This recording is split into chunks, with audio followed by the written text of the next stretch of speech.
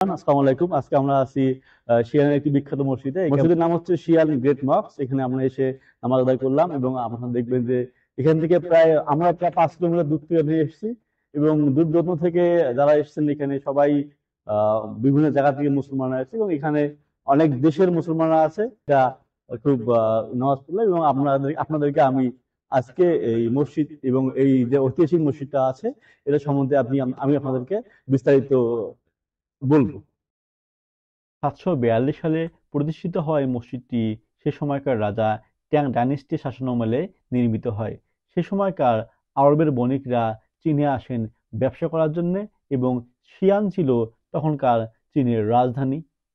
যে কারণে ব্যবসায়িকরা নামাজ আদায়ের জন্য উপযুক্ত জায়গা না পাওয়ায় এই মসজিদটি নির্মাণ করেন এবং পরবর্তীতে 1368 থেকে 1644 সাল পর্যন্ত রাজা কুইংয়ের আমলে এই মসজিদটি একাধিকবার সংস্কার করা হয়।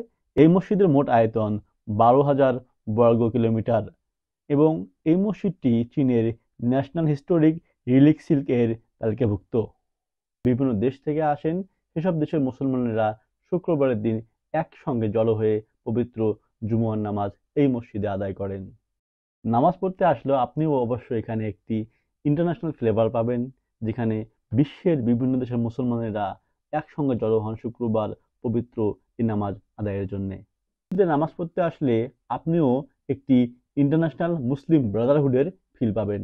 চীনের মুসলিম ইতিহাস ও সংস্কৃতির এই প্রাচীনতম মসজিদটি সম্পূর্ণ চীনা ঐতিহ্যবাহী শৈলীতে নির্মিত, যার ভেতরে রয়েছে ইসলামিক অনেক উপাদান এবং মসজিদটিতে কোনো ধরনের গম্বুজ নেই, যার পরিবর্তে আছে প্যাভিলিয়ন ও ছাদের বক্র নকশা।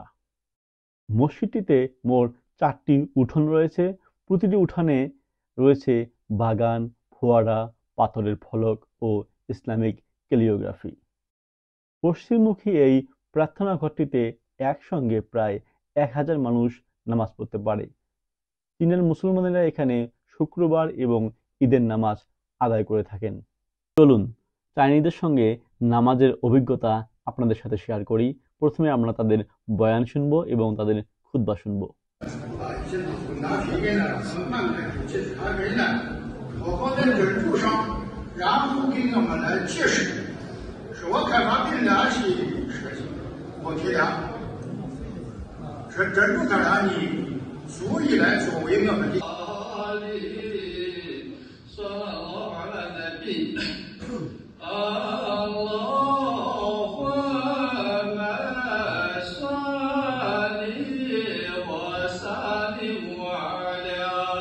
আপনি যদি এই মসজিদে আসতে চান তাহলে আপনাকে চীনের শিয়ানে আসতে হবে।